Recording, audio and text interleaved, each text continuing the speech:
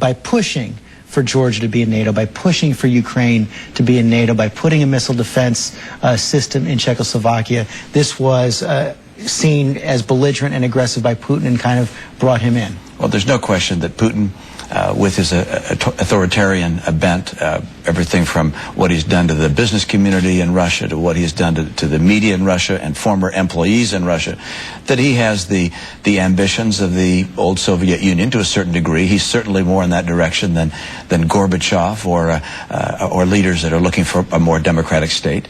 And John McCain recognized that long term, to protect the democracy and the human rights of the world, that it's essential that the former Soviet states become part of NATO, and that is the best defense from Russian aggression. But let's go back to this issue about what's needed right now in the country. Is it judgment or experience?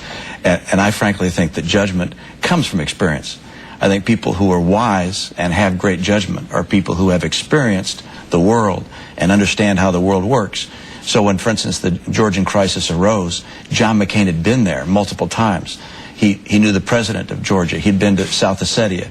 He'd been around the world time and time again. He knew the people of the world. And while I don't look at these events that happen in the world and calculate their political implications, I do think that when the people of America are reminded of how dangerous the world is, they recognize the importance of selecting a person that has experience and judgment and wisdom, who's actually led at a critical time and can bring that to bear in the White House. But George, I would just say, you know, Barack Obama knows we haven't had a Czechoslovakia for the last 20 years. He knows that Pakistan and Iraq doesn't border each other. He has shown not only good judgment, but he's shown the kind of ability to make the tough decisions you're going to have to make as President of the United States. We're going to have to leave it there.